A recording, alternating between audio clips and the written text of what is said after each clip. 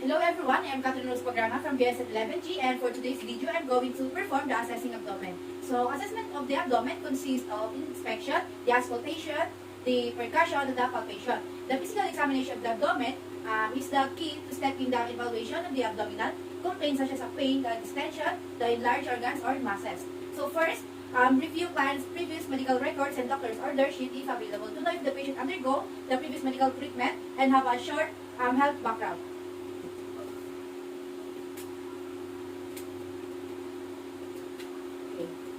So, prior to the conduct of the procedure, first thing to do is to review the client's previous medical record if available. So, I'm done with this to review the client's previous medical record. So, the next is determine the scope of the assessment needed. Prepare necessary equipment to know the extent of the physical assessment and to conserve time and energy.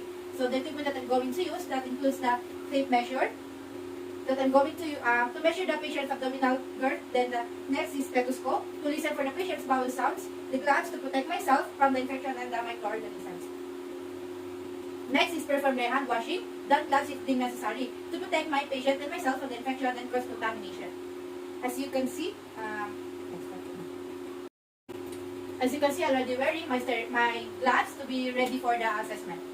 Next, greet the client politely and the client's companion if around, introduce the self and verify the client's identity. Ask how the client would like me to call during the assessment, establish rapport with the client. To have a respect to the patient and so that the patient will know who's assessing them and what name they are comfortable to be called during assessment.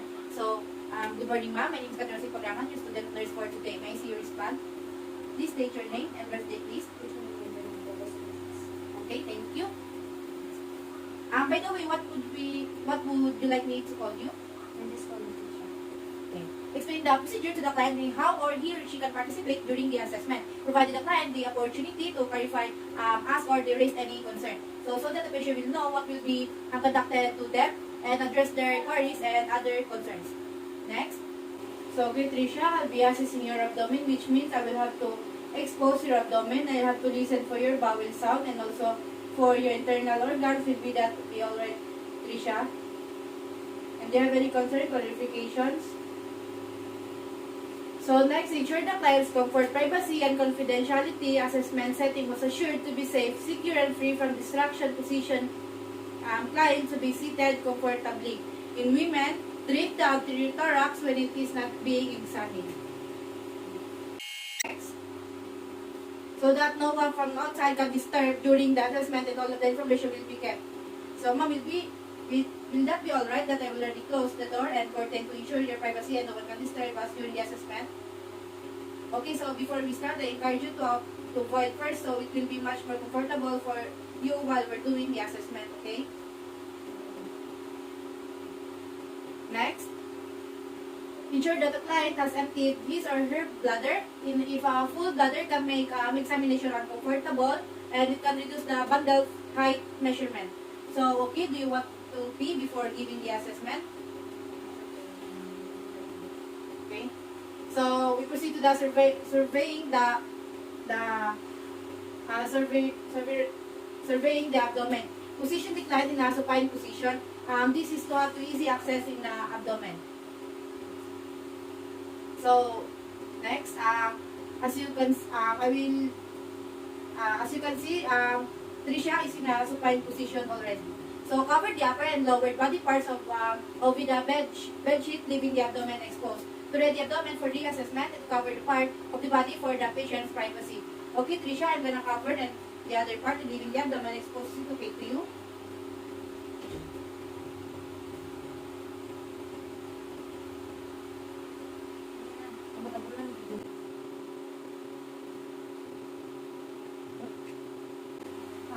But do you feel any pain in your abdomen? Yes.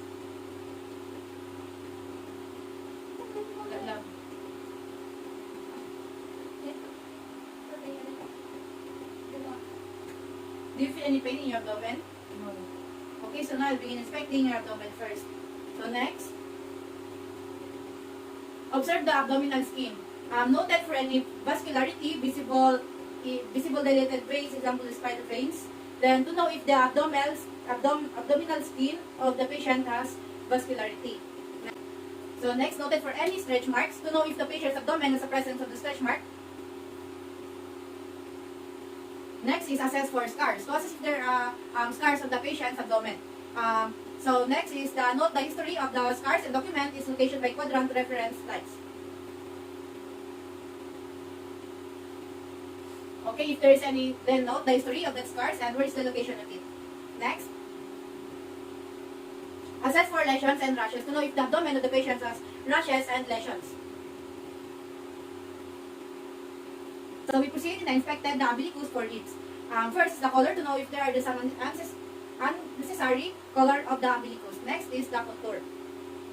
The contour of the abdomen can vary. The umbilicus is in a midline. In individuals, the epigastric pulsation and occasional gentle the peristalsis may be visible. Next is the location. The normal umbilical position is 60% of the way from the inferior border of the sternum to the superior border of the pubis in the midline. The umbilical skin tone is similar to the surrounding skin tone or even the pinkish. It should be the persons are inverted to protruding no more than 0.5 centimeter and the conical. Next is the proceeding to the examining the abdomen. Inspection, inspected the contour, round, flat, or distended. While the client lies flat or supine on the bed, sat beside the client, look at the closed abdomen at a level slightly higher than the client's abdomen. To know if the abdomen, the patient is flat, round, or distended, and the abdomen it should be evenly rounded.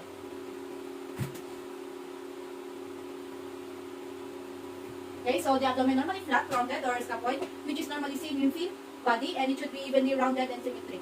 Next, we proceed the inspected the abdominal girth. Inspected the area in between the lower ribs and pubic bone, and noted for any abdominal enlargement. To know if the abdomen of the patient has abdominal enlargement. Measure the abdominal girth using the measuring tape, and at the same time of the day, ideally in the morning, to evaluate if there is the abdominal distension of the patient.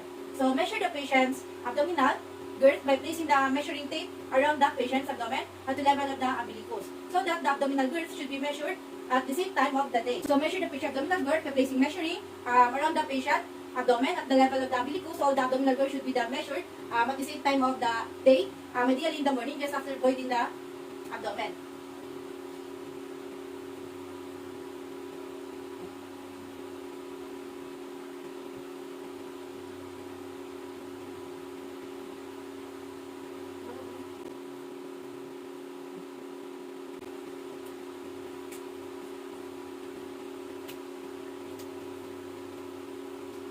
Next, ensure that the client has emptied his or her bladder to prevent that discomfort. So, okay, ma'am, do you want to pee before giving the assessment?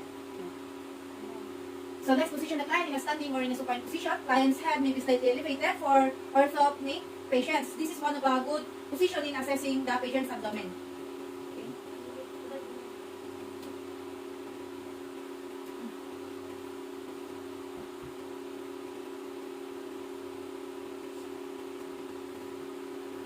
Next, as you can see, the patient is in a supine position. Okay, Tricia, are you comfortable in your position right now? Yes. Okay, use disposable, easily clean the tape measure. If tape measure is not available, use a strip of cloth or gauze. Then measure the gauze with a cloth tape measure or yardstick to measure the abdomen of the patient. So next, place the tape measure behind the client and measure starting on the umbilicus to know the measurement of the abdomen of the patient. Next, record the distance on designated units, centimeter or the inches, to add it for the summarization of the assessment. Take all future measurements from the same location, especially for noted distension, to know if all measurement is normal and note for any distension. Next is mark the abdomen with a ballpoint pen and to aid in measuring site, to have a marked reminder that in that area has a presence of distension. Next, so if distension is present, mark the area using a ballpoint pen. Is it okay to you, ma'am, that I will mark the abdomen?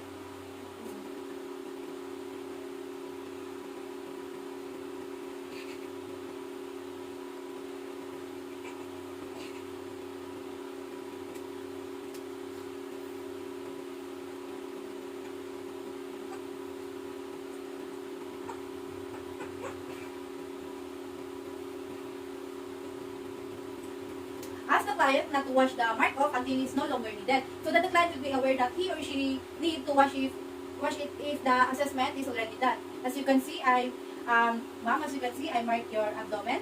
So please be careful and don't erase the mark there in your abdomen. Okay. Next, we proceed to the check for So next is check for symmetry. Ask the client to raise his or her head to further assess for herniation or diastasis, like a bulge, to assess if there is a presence of herniation or diastasis. Next,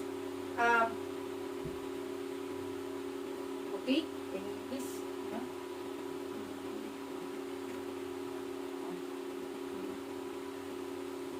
Okay, Trisha, as you can see, I raised her head to, Trisha is raised her head. So next is expected abdominal movement when the client breathes. To assess if the patient will breathe, there is any abnormal abdominal movement. Okay, Trisha, you can inhale and exhale, please. Okay.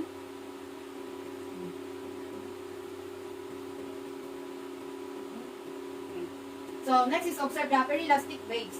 Perilastic waves is generally do not propagate along the entire intestine, but instead propel the kind only a few tens of centimeters. Next, we proceed to the auscultation. Auscultated for bowel sounds. Use the diaphragm of the stethoscope and make sure that it's warm before placing of the abdomen. The diaphragm of the stethoscope is best used for the high-pitched sounds such as a breath, bowel, and abnormal heart sounds. So next is applied light pressure or simple rest the stethoscope if the abdomen is tender or the painful, to know if the abdomen of the patient is painful or tender. Here. Right. Okay, Trisha, I'll be applying light pressure in your abdomen to check if it's tender or painful, okay? Okay? Say it if it's a painful. Here. Here. Here. Okay, good. So next is perform the auscultation starting with the right lower quadrant, then clockwise. The bowel sounds may be more active in the invesical wall in. Next is listen to each quadrant for 5 minutes, minimum 1 minute per quadrant to confirm any absence of bowel sounds. To assess and confirm the presence of the bowel sounds. Next is note the intensity, pitch, and frequency of the sound. To add it in summarizing all these results and the patient to be able to note it. So I will use the bell.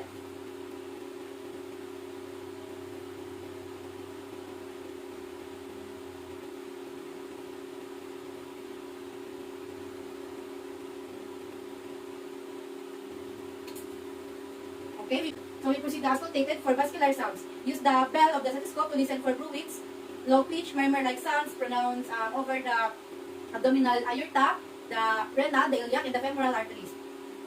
To the bell of the stethoscope is best for picking up bruits. Bruits rather.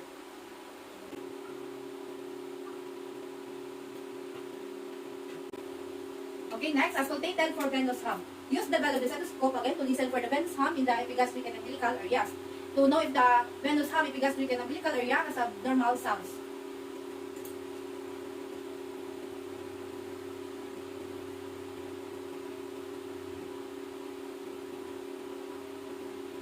Next is auscultated for friction. Rub over the liver and skull. Place the diaphragm of the stethoscope over the right and left lower rib cage and listen for the friction rub. To hear if there is a presence of friction rub.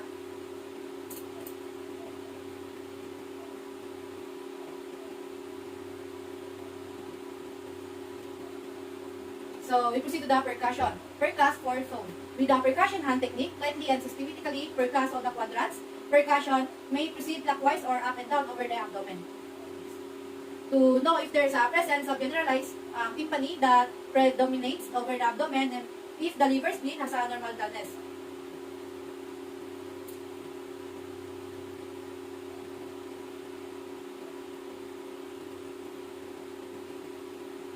Okay. Next, percuss the span or height of the liver by determining its lower and upper border. First is determine the lower border by percussing beginning from the right lower quadrant at the mid-clavicular line and upwards. This is the location of the ileocal valve. Then next, noted changes from tympani to dullness. To have a record in it for the summarization of the assessment. Then next is mark the area of dullness. This is the liver border of dullness.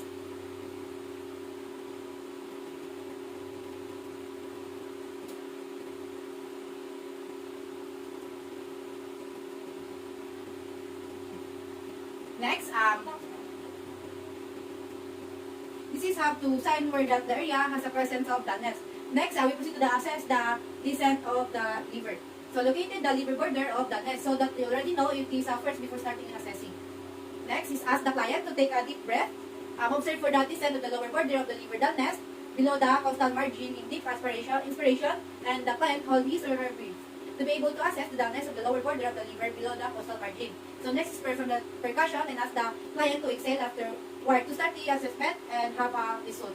Okay, okay, Tricia, can I put like this? Then I will please perform the deep breath. Okay. Say.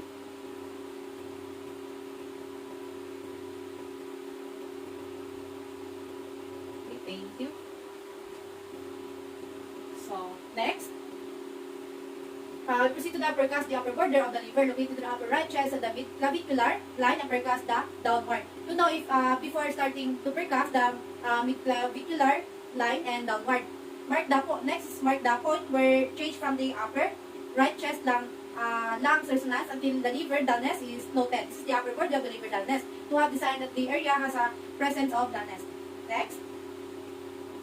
So, Tricia, I'm going to start percussion, okay?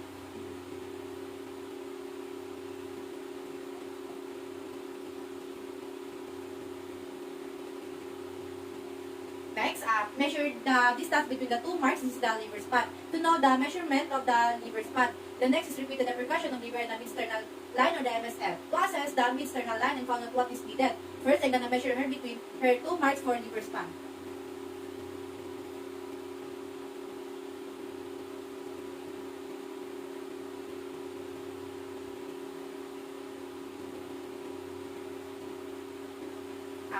We proceed to the percuss the spleen. First is the begun percussion of the posterior to the left mid-axillary line or MAL and percuss downward. To assess the sum of normal findings in the left mid-axillary line. Next, noted the change from lung resonance to splenic dullness to record it and tell the patient about the result in summarization. Okay, ma'am, I need you to move your body to the left. To the left. Okay.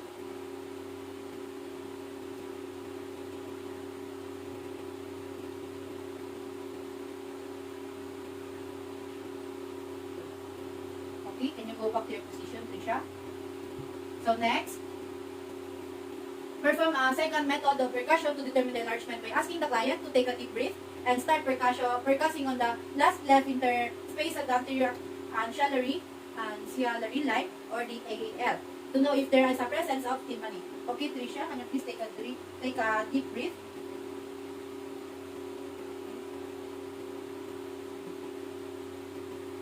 We proceed to the blunt percussion on liver. First is ask the client to sit with his or her back to you to position the client properly and assessing the liver. So, Tricia, can you please sit down?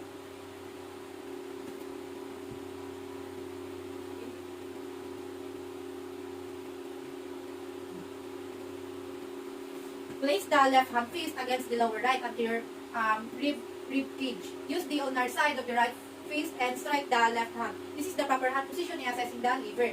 Noted for any tenderness upon percussion to assess if there is a presence of tenderness. Okay.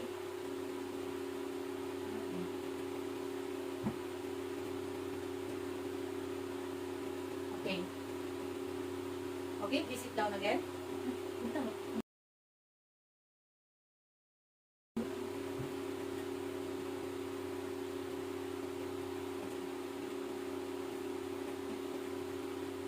Okay, next. Perform the second method of percussion. Determine. Okay, next. Blunt percussion on kidneys. First, ask the client to sit with his or her back to you. This is the proper position in percussing the kidney. Place the left of the costovertebral angles. This is the proper position of the hand on the costovertebral angles. Repeated steps 47 to 48. To complete the assessment and procedure, also still the same. Okay, can you sit down again, ma'am?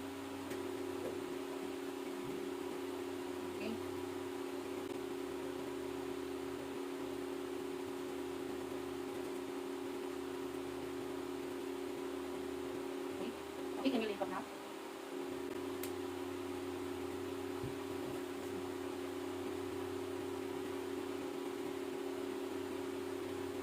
Okay, next.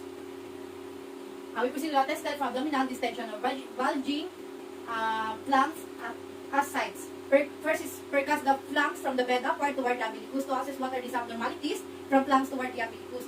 Second is noted to the change from dullness to tympani and mark this point. So to record it, then tell the patient in summarization of the results and to have a sign that in that area has a dullness to tympani. Then,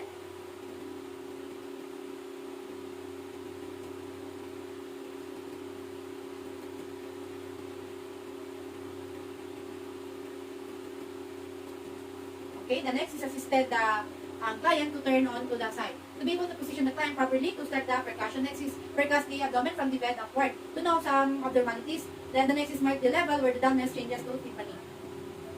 To have the sign about to certain areas, has a dullness that change to tympani. Okay, can you please?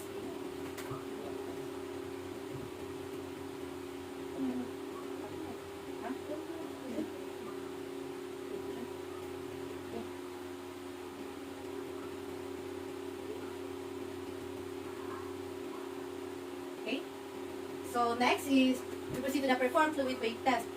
Ask the client to place the ulnar side of his or her hand and lateral side of the forearm firmly along the midline of the abdomen. This will be deter the movement of your thumb across the patient's skin, only then the fluid move with the present. Next, okay Trisha, please place your hand here, like this. Like this.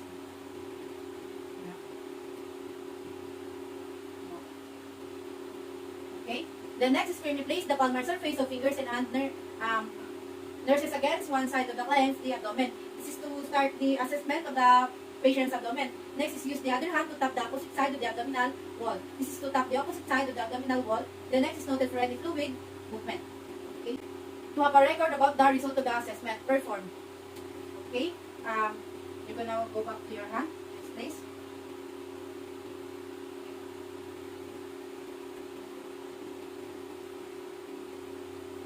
Okay. The next is the palpation. Position the client back in a supine position so that it is to assist the abdomen of the patient. Cover the upper lower body parts with the bed sheet, leaving the abdomen exposed so that some part of the body part will be kept confidential. And so that we have an easy access of the abdomen. So as you can see, it is already covered and the abdomen of my patient is already exposed. Next, began palpating on an untender abdominal quadrant to assess if there is a presence of an untender abdominal quadrant. Use fingers to compress the quadrant to a depth of 1 centimeter in a dipping motion. This is to palpate the area needed to be palpated. Next, lift the finger gently and proceed the next quadrant to be able to palpate the other quadrant and assess it. Then next is begin palpating deeply all quadrant to delineate organs to assess if there is some abdominal finding in quadrant to delineate the organs.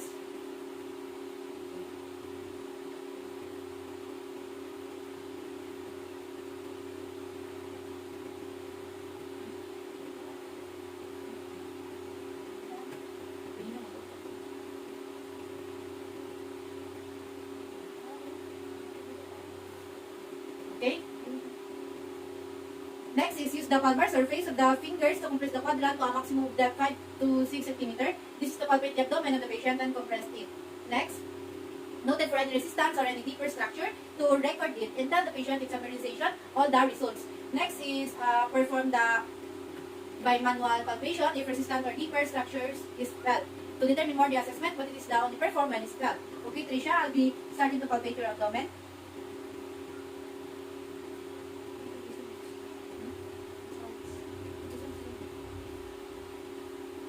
Okay, we proceed to the palpated for masses. So first is use the fingertip to compress all the quadrant to a depth of 1 centimeter in a dipping motion. This is to palpate the area needed to be palpated. Next is noted for any masses and its size of centimeter, location, shape, resistance, demarcation, pulsatility, tenderness, and mobility. To assess what is the size, location, shape, consistence, demarcation, pulsatility, tenderness, and mobility of the masses if present.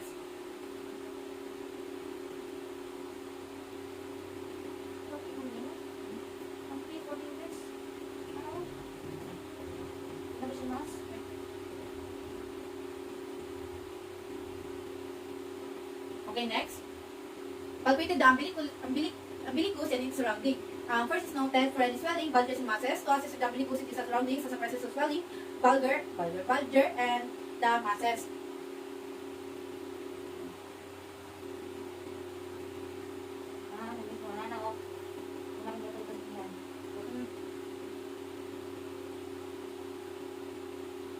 Okay, next, palpate the aorta. Use thumb and first finger or use the both hand to palpate the deeply and epigastrium slightly to the left midline. To palpate if there are some abnormalities in the epigastrium to the left midline. Next is assess for pulsation. To assess the pulsation of the patient, aorta is normal and strong. Okay, next is the palpated the liver. Stood the client's right side. This is to assess the liver of the patient is weak. Next, place the left hand under the client's back at the level of the 11th and 12th rib. To palpate the 11th and 12th rib of the patient has abnormalities. Next is take right, the hand parallel to the right costal margin. The fingertips should point toward to the patient's, the client's head to palpate the right costal margin of the patient. So,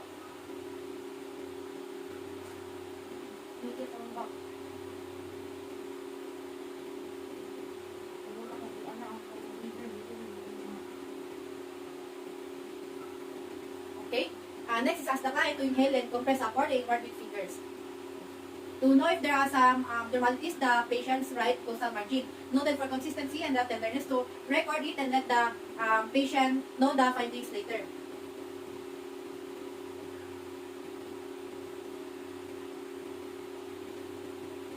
So please inhale deeply. Okay, thank you. So we proceed to the palpated by hooking. So first to the right hand of the client's chest for easy access the client's right chest. Next is turn, hook the fingers or both hands over the edge of the right costal margin. To palpate if there are some of the presence of the abnormalities in the right costal margin. Then next is ask the client to take a deep breath and gently but firmly pull inward and upward with your fingers. This is to assess if there are some presence of abnormalities during the inhaling and palpating. Next is noted for consistency and tenderness. To record if there is a tenderness is normal. Okay.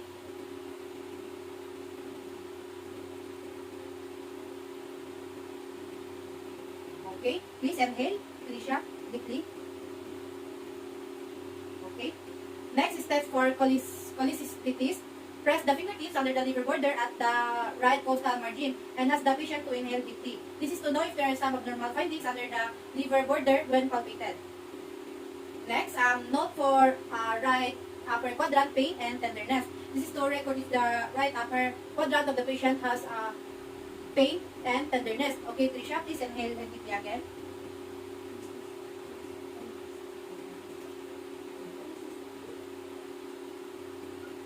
Okay, next, we proceed to the palpated, the split two-way method, or the choose one. Method 2, ask the client to turn into his or right side to be able to start the assessment palpating the patient's spleen. Okay, patient, please turn to the right side, please. So next, palpating the spleen by moving it downward and forward. This is the proper moving to assess the patient's spleen.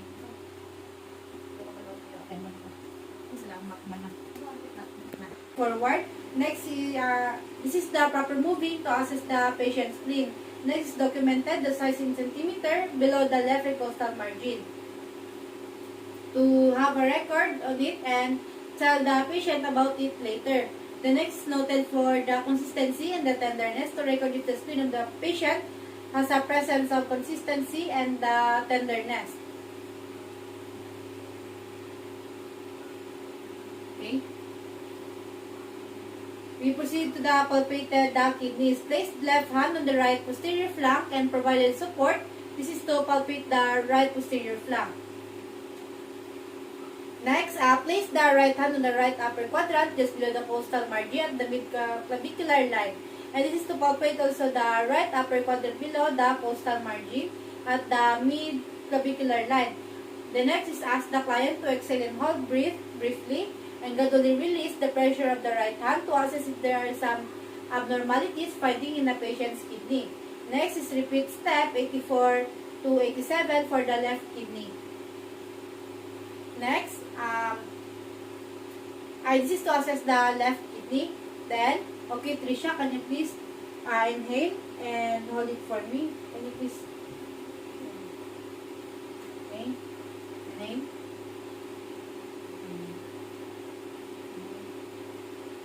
Okay, thank you. Next is we're going to the palpated, the kidneys began the palpating at the symphysis pubis and move upward and outward to estimate the bladder borders. To know if there are some abnormalities at the patient's symphysis pubis and to estimate the bladder borders. The next is noted for the consistency and the tenderness. To know if the symphysis pubis of the patient is the presence of consistency and the tenderness, then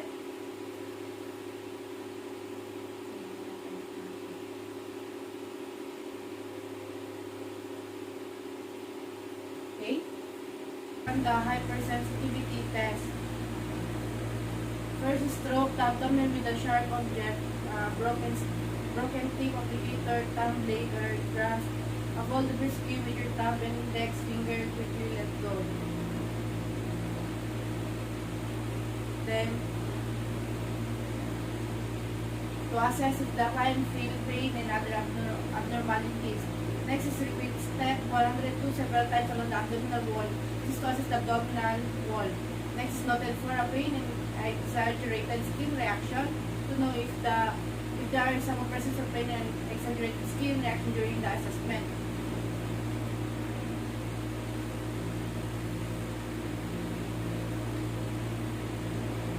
Next, we proceed to the test of the SAWS sign. First is ask the client to lie on the left to ready the patient for assessing his or her SAWS. Then, patient, can you please move your body to the left? Next is hyper extended. The right leg of the client to assess the right leg of the patient if he or she feel any pain when extending it.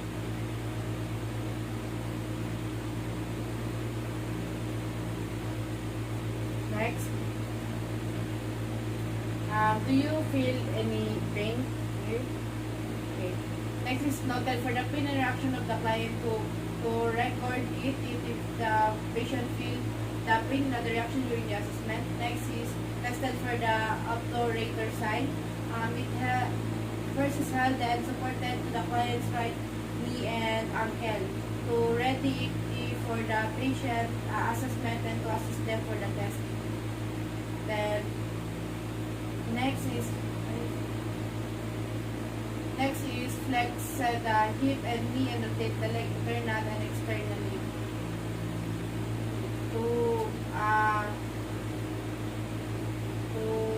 Next is noted for pain reaction of the client to be able to know if the client feel any pain when they're rotating the leg internally and externally, and have a record of the assessment and result.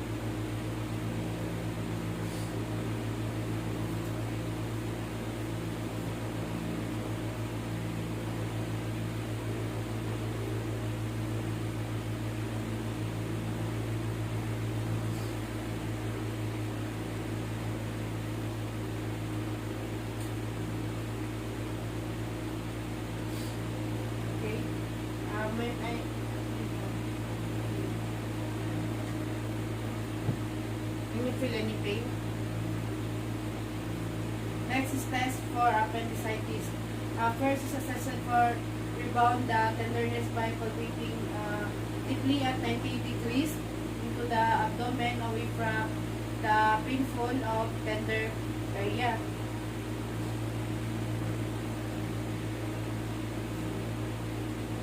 To know if the abdomen of the patient is still in pain when it is deeply palpated. Like suddenly release pressure to see the subabdominal pain reaction and many more. Next, listen and watch the client's expression of pain. Through this, will be able to know if the patient feels any pain during the assessment. Next is ask the client which hurt more, pressing in or releasing. Next is ask the client for in the abdomen the pain upward to know where are areas that are painful during pressing and recording to know the client later.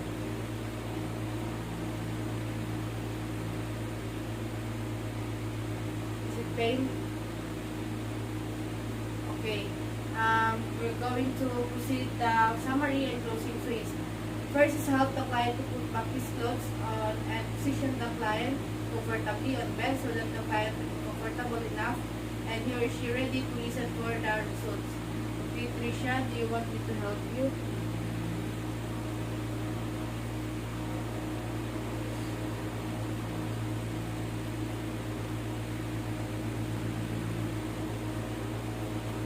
Okay. Next, summarize the information obtained during the working phase, discuss finding to the client, discuss to the client possible plans to resolve health concerns if present, so that the patient will know what are the results in all the assessment performed and to answer all the questions and clarification of the patient for better understanding. So upon assessing for the abdomen, for your abdomen, it was all good and normal, ma'am, as the result, Trisha, while ago.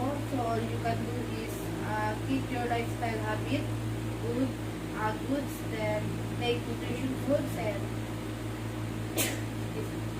then exercise and drink, and if you feel uncomfortable, then you're feel free to come again. So here, so that we can run another assessment, okay? Next is assess for the client's understanding of the plan and need for the further teaching, provided the client the opportunity to clarify, ask or raise any concern, so that the client will be able to know if what are the things he or she will be able to be doing after this assessment. Do you have any concerns and clarification? Next, thank the client attended the interview politely, done after care for hand washing. So thank them for the cooperation and free myself from infection and cross-contamination. So Trisha, I want you to thank you for your cooperation for today. Okay. Lastly is very important, is documented the finding in the client records using the printed or electronic forms or checklist document by narrative notes when appropriate.